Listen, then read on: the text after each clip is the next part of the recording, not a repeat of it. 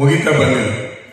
ಈಗಾಗಲೇ ಪುಸ್ತಕದ ಕುರಿತು ಪರಿಚಯವನ್ನು ಮಾಡುವುದರ ಜೊತೆಯಲ್ಲಿ ಟಿಪ್ಪು ಸುಲ್ತಾನ್ ಹೈದರ್ ಅಲಿ ಮತ್ತು ಅವರ ಸುತ್ತ ನಡೀತಾ ಇರುವಂತಹ ದ್ವೇಷ ರಾಜಕಾರಣದ ಕುರಿತು ಕೂಡ ಹಲವು ಮಹತ್ವದ ವಿಚಾರಗಳು ಇಲ್ಲಿ ಮಂಡನೆ ಆಗಿದೆ. ನಾನು ಇತಿಹಾಸಕಾರನು ಅಂತ ದೊಡ್ಡ ಓದಿನ ಮೂಲಕ ಮಾತಾಡುವಂತ ಭಾಷಣಕಾರ ಕೂಡ ಅಲ್ಲ. ಕರಾವಳಿಯಲ್ಲಿ ಒಂದಿಷ್ಟು ಚಳವಳಿಗಳಲ್ಲಿ ತೊಡಗಿಸಿಕೊಂಡಿರುವಂತಹ ಅನುಭವದಲ್ಲಿ ಕೆಲವು ವಿಚಾರಗಳನ್ನಷ್ಟೇ ಮಾತಾಡಲಿಕ್ಕೆ ನಮಗೆ ಸಾಧ್ಯ ಆಗುವಂತ. ಒಂದು, ಟಿಪ್ಪು ಸುಲ್ತಾನ್ ಮುಸಲ್ಮಾನನಾಗಿದ್ದ, ನಾನು ಕೂಡ ಮುಸಲ್ಮಾನ.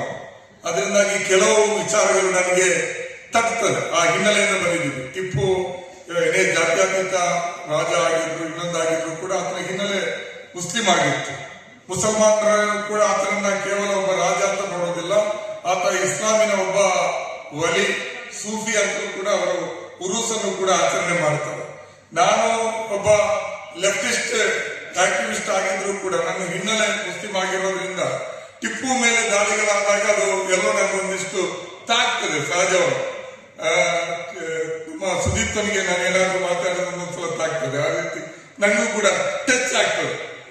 ಆ ಹಿನ್ನೆಲೆ ನನಗೆ ಯಾವಾಗ ಮಾತಾಡುವಾಗ ಹೇಳ್ತೀನಿ, ನನಗೆ ಅನಿಸ್ತದೆ ಟಿಪ್ಪು ಒಂದ್ ವೇಳೆ ಮುಸಲ್ಮಾನ ಆಗದೇ ಇದ್ದಿದ್ರೆ, ಮುಸ್ಲಿಂ ಹಿನ್ನೆಲೆಯನ್ನು ಆಗದೇ ಇದ್ದಿದ್ರೆ, ಒಕ್ಕಲಿಗನೋ, ಲಿಂಗಾಯತನೋ, ಬ್ರಾಹ್ಮಣನೋ ಅಥವಾ ಕನಿಷ್ಠ ಹೊಲೆಯ ಮಾದಿಗ ಆಗಿದ್ರು ಈ ರೀತಿಯ ಸ್ಥಿತಿ ಬರ್ತಾ ಇರಲಿಲ್ಲ ಟಿಪ್ಪುವಿಗೆ, ಅಲ್ವಾ?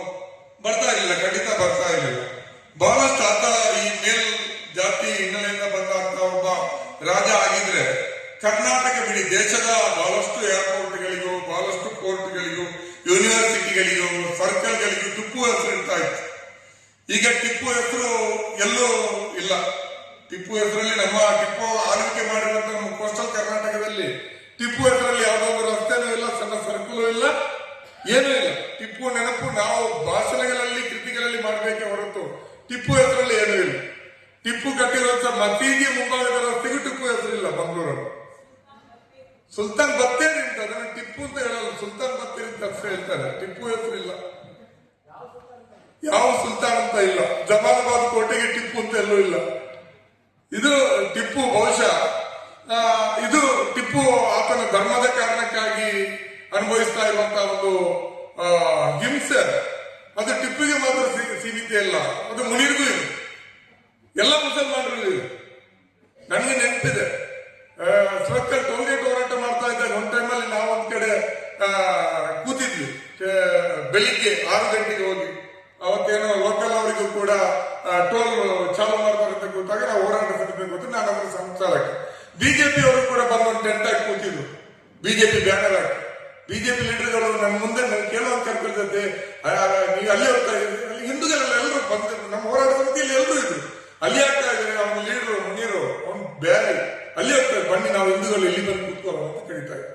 ನಾನು ಕೇಳುವಾಗ ಗೊತ್ತಾಯ್ತಲ್ಲ, ಈ ರೀತಿಯಲ್ಲಿ ಒಂದು ಈ ತಾರತಮ್ಯದ್ದು, ಈ ದ್ವೇಷದ ರಾಜಕಾರಣವನ್ನ ನಾವು ಅನುಭವಿಸ್ತಾ ಬಂದಿದ್ದೀವಿ. ದಲಿತರದ್ದು ಒಂದು ಅನುಭವ ಆದ್ರೆ ನಮ್ಮ ಮುಸಲ್ಮಾನರದ್ದು ಒಂದು ಅನುಭವ, ಕೆಲವು ನಾವು ಮುಕ್ತವಾಗಿ ಮಾತಾಡ್ಬೇಕಾಗ್ತದೆ, ಅದಿದೆ.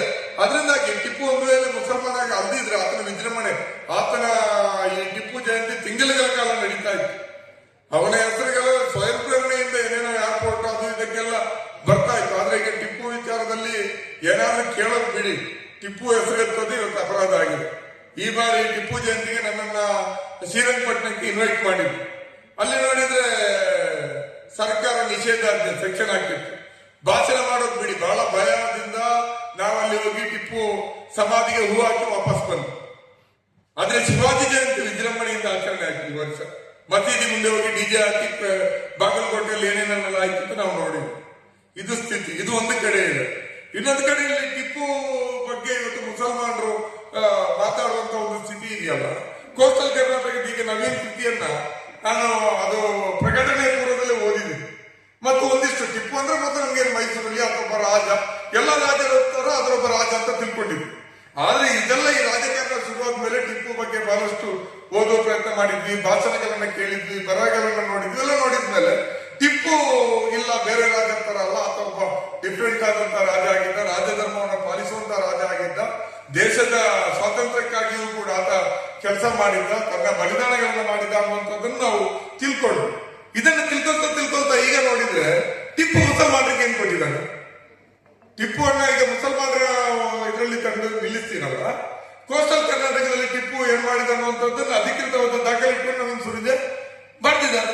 ಈಗ ನವೀನ್ ಸೂರ್ಯಂದ ಇದ್ದು ನನ್ನದು ಕಮೆಂಟ್ ಬಾಕ್ಸ್ ಅಲ್ಲಿ ಬಂದು ಬ್ಯಾರಿ ಪುಟ್ಟಿನ ಅಂತ ನವೀನ್ ಸೂರ್ಯನಿಗೆ ಬರೀತಾರೆ, ಪಾಕಿಸ್ತಾನದ ಮುನೀರಿಗೆ ಬೈತಾರೆ, ಎಲ್ರಿಗೂ ಬೈತಾ ಇದಾರಲ್ಲ. ಬನ್ನಿ ಪ್ರೀತಿ ಇಟ್ಕೊಂಡು ಚರ್ಚೆ ಮಾಡೋಣ. ಟಿಪ್ಪು ಕಟ್ಟಿರೋ ಒಂದು ಮಸೀದಿ ಯಾವುದಂದ್ರೆ ಈದ್ಗಾ, ಮಂಗಳೂರಿನ ಬಾವುಟಗುಡ್ಡೆಯಲ್ಲಿರುವುದು ಈದ್ಗಾ ಮಸೀದಿ. ವಿದ್ಯಾರ್ಥಿನಿಕರಿಗೆ ಗೊತ್ತಿದೆ, ಅಲ್ಲಿ ಬೇರೆಲ್ಲ ಬಿಡಿ, ಕುದುರೆ ಗಾಡಿ ಪಾರ್ಕ್ ಮಾಡ್ಲಿಕ್ಕೂ ಜಾಗ ಇಟ್ಟಿದೆ ಅಲ್ವೋ, ನಮಾಜ್ ಮಾಡ್ಲಿಕ್ಕೆ ಸರಿಯಾದ ಜಾಗ ಇಲ್ಲ. ಇನ್ನು ಟಿಪ್ಪು ಸುಲ್ತಾನ್ ಇನ್ನೊಂದು ಭಾರತದ ಪ್ರಥಮ ಮಸೀದಿಗಳಲ್ಲಿ ಒಂದಾದಂತಹ ಜೀನತ್ ಬಕ್ಷ್ ಮಸೀದಿ ಬಂದರಲ್ಲಿದೆ, ಅದನ್ನು ಜೀರ್ಣೋದ್ಧಾರ ಮಾಡಿದ್ರು ಅಲ್ವಾ. ಅಲ್ಲಿ ನಮಾಜ್ ಮಾಡ್ಲಿಕ್ಕೆ ಸಾಕಾಗೋದಿಲ್ಲ, ಶುಕ್ರವಾರ ರೋಡಿಗೆ ಬರ್ಬೇಕು. ರೋಡಿಗೆ ಬಂದ್ರೆ ಇವರು ಕೇಸ್ ಆಗ್ತಾರೆ. ರೋಡಲ್ಲಿ ನಮಾಜ್ ಮಾಡಿದ್ರೆ ಕೇಸ್ ಆಗ್ತಾರೆ, ಏನೇನೋ ಆಗ್ತದೆ, ಬೈತಾರೆ, ಎಲ್ಲ ಬೀದಿಗೆ ಬಂದು ನಮಾಜ್ ಮಾಡ್ತಾರೆ, ಅವ್ರನ್ನ ಜೈಲಿಗೆ ಹಾಕಿಅಂತ ಹೇಳ್ತಾರೆ. ಅಂತ ದೊಡ್ಡ ಇತಿಹಾಸ ಪ್ರಸಿದ್ಧ ಮಸೀದಿಯಲ್ಲಿ ಜೀರ್ಣೋದ್ಧಾರ ಮಾಡಿದಂತ ಟಿಪ್ಪು ಅಲ್ಲಿ ಪಾರ್ಕಿಂಗೂ ಜಾಗ ಇಟ್ಟಿದೆ ಅಲ್ವಾ. ಅದೇ ಕೆಲವು ಗಣಪತಿ ದೇವಸ್ಥಾನಕ್ಕೆ ಮಂಗಳೂರಿನಲ್ಲಿ ಇದೆಯಲ್ಲ, ಐಡಿಯಲ್ ಕೆಫೆ ಪಕ್ಕದಲ್ಲಿ ಅಲ್ವಾ, ಅದಕ್ಕೆ ಉಂಬಳಿ ಕೊಟ್ಟಿದ್ದಲ್ಲ. ಯಾವ ಊರು? ಮಂಜೂರ್ ಹತ್ರ ಮೂಡ್ಶೆಟ್ಟಿ, ಇಡೀ ಊರನ್ನೇ ಉಂಬಳಿ ಕೊಟ್ಟಿದ್ದ ಟಿಪ್ಪು. ಸ್ವರ್ಣವಲ್ಲಿ ಮಠಕ್ಕೂ ಕೊಟ್ಟಿದ್ದ, ಶೃಂಗೇರಿ ಮಠಕ್ಕೂ ಕೊಟ್ಟಿದ್ದ. ಅಲ್ಲಿ ಕೊಲ್ಲೂರು ದೇವಸ್ಥಾನದಲ್ಲಿ ಸುಲ್ತಾನ ಆರತಿ ನಡೀತಾ ಇದ್ದಲ್ಲ, ಯಾಕೆ ಸುಮ್ಮನೆ ಮಾಡಿದ್ರ? ಏನೆಲ್ಲ ಕೊಟ್ಟಿದ್ದಲ್ಲ, ಉಂಬ್ಳಿಗೆಲ್ಲ ಕೊಟ್ಟಿದ್ದ, ಭೂಮಿನ ಕೊಟ್ಟಿದ್ದ. ಸಾಬರ್ಗೆ ಕೊಟ್ಟ ಬ್ಯಾರಿಗೆ? ಏನೋ ಬಾಪ ಅಮಲಂಬರಿಗೆ ಏನಾದ್ರು ಗೊತ್ತಿದ್ಯಾ? ಸಿಕ್ಕಿದ್ಯಾ? ಕಲಂದವರು ಇದ್ದಾರೆ, ಬ್ಯಾರಿ ಕಮ್ಯುನಿಟಿಯಿಂದ ಬಂದಂತ ನಮ್ಮ ಕೋಸ್ಟಲ್ ಕರ್ನಾಟಕ ಮೂಲದ ಬ್ಯಾರಿ ನಮ್ಮ ಸಾಹೇಬರು ಕೂಡ ಇದ್ದಾರೆ. ಹೇಳಿ, ಎಲ್ಲಿ ಸಿಕ್ಕಿದೆ ಟಿಪ್ಪು ಸುಲ್ತಾನ್? ಎಷ್ಟು ಮಸೀದಿಗಳಿಗೆ ಮಂಗಳೂರಿನಲ್ಲಿ ಜಮೀನಿದೆ? ಎಲ್ಲಾದ್ರೂ ಇದೆಯಾ ಜಮೀನು?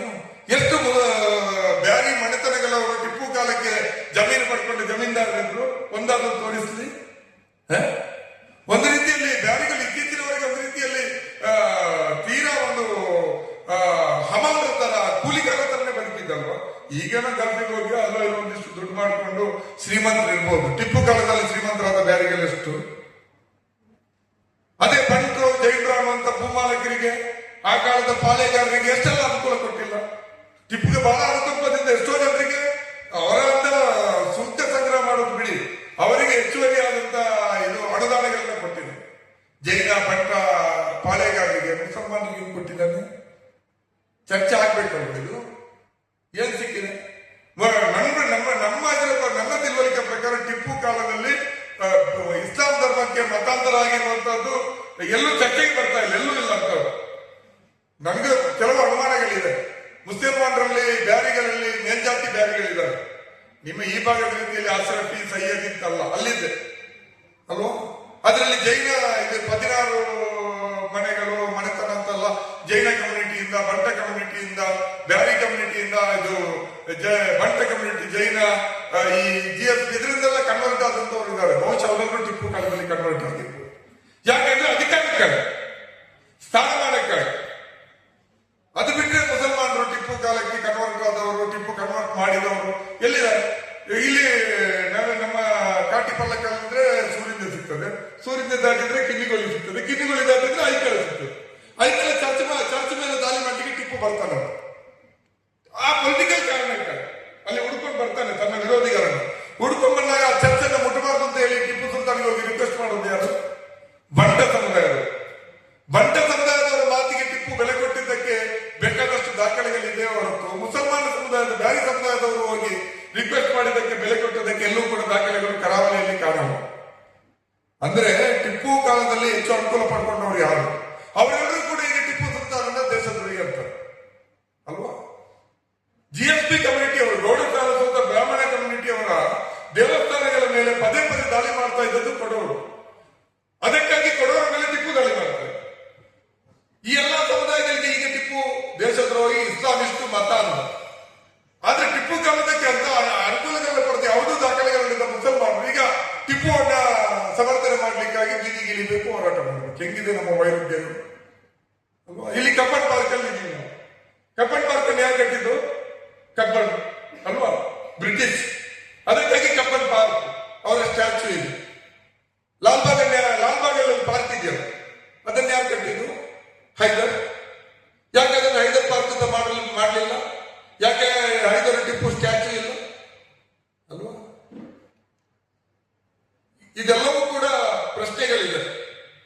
ನಮ್ಗೆ ಟಿಪ್ಪು ಸುಲ್ತಾನನ್ನ ತಲೆ ಮೇಲೆ ಹೊರಿಸ್ಕೊಂಡು ಕರ್ನಾಟಕದ ಮುಸಲ್ಮಾನರಿಗೆ ಏನೋ ಆಗ್ಬೇಕಾಗಿದೆ.